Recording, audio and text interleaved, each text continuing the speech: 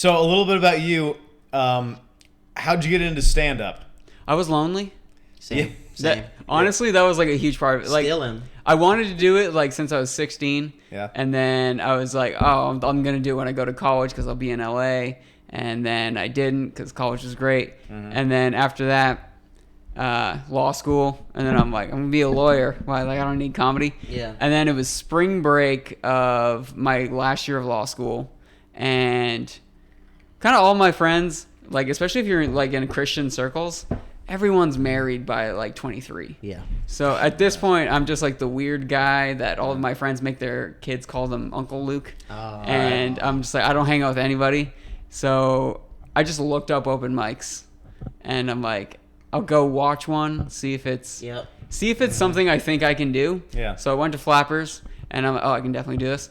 And and yeah, the next day I went and I did my first mic. Hell yeah. Where did you do your first mic? It was at Flappers. At Flappers? In the Yoo-Hoo room. It was at like, they used to do a Friday night one at like 11:30 at night. Yeah. It was so good. We were just there like Dude, 2 I weeks ago. hate shit. Flappers, dude. We'll get to that later, but I get you. I bombed hard. Oh fuck, Man, that's funny. The night of my first set is just, it feels like it didn't happen. Like it's Did unreal. Did you like do it all was, right? Do you think? I don't. I this sounds so douchey, but I did very well. I did well on mine also. My first set went very and it well. was life changing, right? Yeah. I couldn't believe it driving home, and then like I met up with some friends the next day, and I'm like, guess what I did last night? Because like I never really talked about like wanting to do it. Yeah. Like people knew, because like it was like kind of my reputation, just the guy who only cares about jokes. But like, oh man, I can't. Yeah. Yeah, one of the greatest blessings ever. You were sitting in your apartment or whatever, and you were like, I'm gonna just go see a comedy show.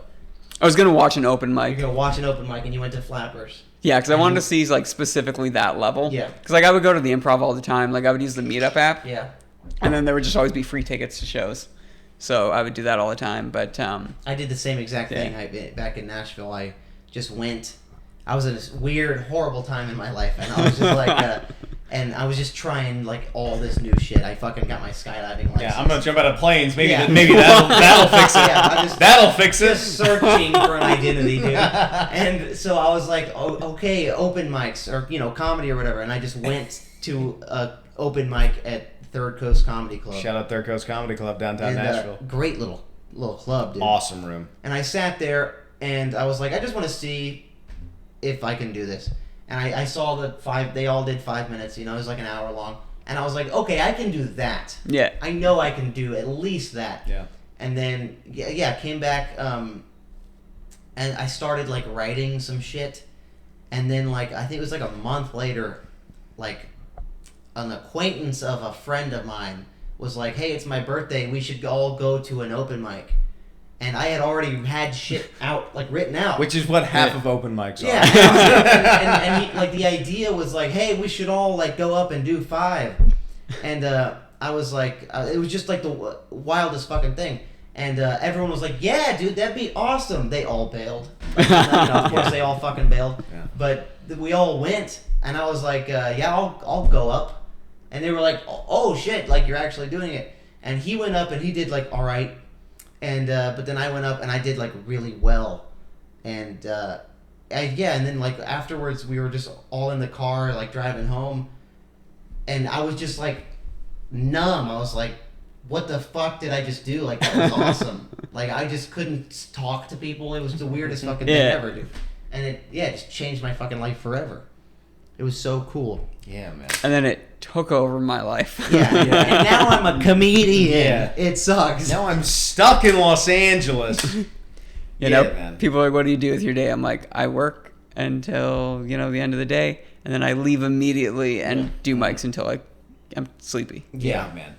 But that's the way to do it, man. Dude, what a fun world stand-up is, though. Like, I almost can't remember my life before I found stand-up. Because I it seems remember awful. my life. Yeah, it does. Because now it's like, dude, it's just such a cool life. I've told Hayden this story a bunch of times, and he relates to it a lot. There's a lot of similarities. Growing up, I was like, oh, I'm kind of funny, and I like making people laugh. And then during high school, I would go to the theater and stand on the stage, like during lunch, and just be like, "Oh, I kind of want this. I think this is cool." Never imagined stand up. Wanted like attention from people, but still never thought in a million years like stand up was the thing. And then just like after all this time, it was like, "Oh, fucking stand up. Like that's it." Yeah. And How weird is it that like, oh, that was the thing? I You know never what I mean? would have fucking. You're all like, the pieces- oh, wow, wait, it's this. Yeah. Especially when you're like, I just wanted attention from people. That is Yeah. theater to a T. Yeah. I wanted attention from people. I felt I was funny. I liked making people laugh. I liked like the stage. I liked something about a stage was cool to me. Mhm. And then what I really dug was like touring. Like I'd look at some of my favorite bands and they'd go on tour, and they'd be like, "Yeah, well, dude, we're in this city for a night, and then on to the next." And I was like, "Dude, if I could just find something that's all of those things, dude, I'm set." And even then, I was like, "Well, but I'm not gonna be a comedian." Yeah. But And here you are. yeah, here I am Yeah, man. on episode 23 of 23, Bombing. dude. Episode 23. The like tangential thing for me that like got me wanting to do it was like because like it was around the time I was like starting to listen to a bunch of podcasts. Yeah. So I was like listening to like Your Mom's House and Yeah. Theo Vaughn and all them, and they would all talk about like hanging out at the comedy clubs. Yes. And just like the hang, and that's really what was the last thing. Because with the loneliness, especially, that's what drew me in. Is Yeah. I'm like, maybe I'm not going to be great at comedy, but I can. There will be people around me. Yeah. And I'm like, that's really all I wanted. Yeah. And then turns out, comedy is so much fun. It's the funnest thing you can do. It's the Dude, coolest it's- thing. And you meet the coolest people, dude. Not only is like the job so fucking cool, like you just meet the most interesting people. And you get to just do the coolest fucking thing. Because it Make takes people laugh. it takes an interesting person to like do this, to be Yeah. like, I'm gonna have a shitty day job or whatever, and then like do this at night. Yeah. That's why when you see a hot person come up, a lot of times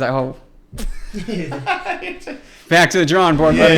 Like Ryan Gosling goes on stage, you're just like, dude, chill, come on. Yeah, dude, hearing comedians talk I mean, about... there's some unicorns, but Hearing comedians talk about hanging out at clubs and shit was what brought us to LA. That people talking about the Comedy Store And, specifically. dude, that was one of the big things was hearing about, like, when we were getting into stand up, was hearing about specifically the Comedy Store. Yep. That those four walls in West Hollywood off of Sunset, just hearing about that, like some Eye of Sauron or whatever, it drew us over there, and we we felt this pull Yeah. over to this weird black and white and red Perfect building. the Somehow. perfect building ever. And Fucking love the store, man. yeah, and it was just like that, like we saw it, we went there, we were like, that's the spot. We moved out here. It was closed for a year and a half, but then it opened back up and everything was fine. And then I got to go on 9 weeks ago. yeah. I went on in the main room in the Potluck, and dude, it changed my fucking life.